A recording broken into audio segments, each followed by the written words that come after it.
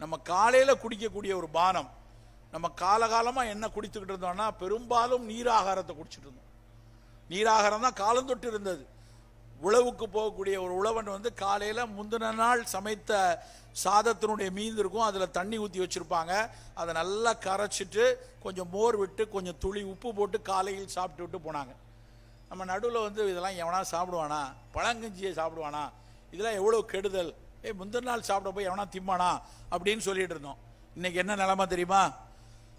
அமேசானில் விற்கிறான் rice foreach அப்படின்னு. கூகுளில் நீங்கள் போட்டு அமேசானில் போடுங்க, $1.50 அதனுடைய விலை. நம்ம ஊர் காசுக்கு 150 ரூபா.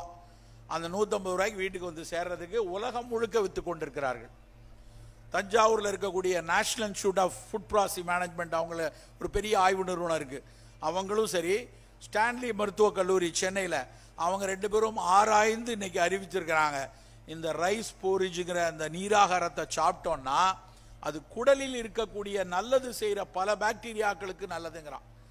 நம்ம வயிற்றுக்குள்ள நிறைய பாக்டீரியா நுண்ணுயிரிகள்லாம் இருக்குது, அவையெல்லாம் சேர்ந்து தான் நம்மை பாதுகாப்பாக வச்சுக்குது. இப்போ நான் இங்கே நிற்கிறேன் அப்படின்னா, நான் பேசுவதை நினைத்ததை பேசணும், நான் நலமாக இருக்கணும்னா என் உடல் நலமாக இருந்தால் மட்டும் பார்த்தாது, என் உடம்புக்குள்ளே இருக்கக்கூடிய அத்தனை பாக்டீரியாவும் நல்லா இருக்கணும். ஏன் சொன்னால், என் உடலில் ஜீன்கள் அளவை வைத்து பார்த்தோன்னா 47% ஜீன்கள் பாக்டீரியாவோடது, சிவராமனோடது கிடையாது. அந்த பாக்டீரியா, அந்த விஷயம், அந்த நுண்ணுயிரிகள் நல்லா இருந்தால் தான் என் உடல் நலமாக இருக்கணும். இது இன்னொரு உதாரணத்தோடு சொல்கிறேன். இந்த வயிற்றில் இருக்கக்கூடிய பாக்டீரியாஸ் வந்து எவ்வளவு முக்கியம் அப்படிங்கிறதுக்கு ஒரு ஆராய்ச்சி பண்ணாங்க. இந்த வயிற்றில் சில பேருக்கு நோய் இருக்கும், சாப்பிட்ட உடனே டாய்லெட் போகிறது, இல்லை சாப்பிட்ட உடனே சாதாரணமாக வெளியே போகிறப்ப வந்து நிறைய மலத்தோடு வந்து சீதம் கலந்து போகிறது, ரத்தம் கலந்து போகிறது, இதெல்லாம் வந்து இன்ஃப்ளமேட்ரி பவல் டிசீஸ் அப்படிம்பாங்க, இல்லைன்னா கிரான்ஸ் டிசீஸ்பாங்க. அப்புறம் குடலில் புண்ணு இருக்கிறத வந்து அல்சரேட்டிவ் கோலைட்டிஸ் அப்படிம்பாங்க. இந்த நோய்களுக்கெல்லாம் வந்து வயிற்றில் நல்லது செய்கிற பாக்டீரியாஸ் இல்லாதது ஒரு முக்கியமான பிரச்சனை. இப்போ ஒரு மாத்திரை வேணும், ஒரு சத்து வேணும்னா வாய் வழியாக போட்டுக்கலாம். பாக்டீரியாவை எப்படி அனுப்புறது?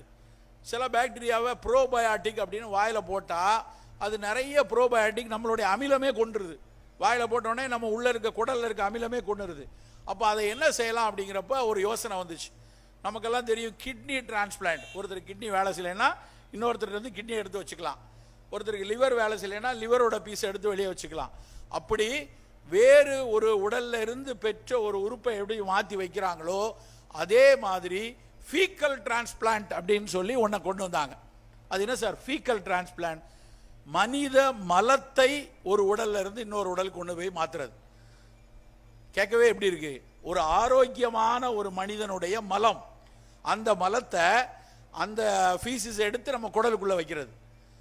மலத்தை போய் கொடுத்துட்டு சாப்பிடுறான்னா சாப்பிட முடியுமா? முடியாது. அப்போ டிரான்ஸ்பிளான்ட் பண்ணணும்னா என்ன பண்ணலான்னா, இவனுடைய குடலை வந்து கீறி அந்த குடலுக்குள்ள நல்லது செய்ய, நல்ல உடல்நிலையோடு இருக்கக்கூடிய ஒரு மனிதனுடைய மலத்தை தூக்கி உள்ள வைக்கிறாங்க.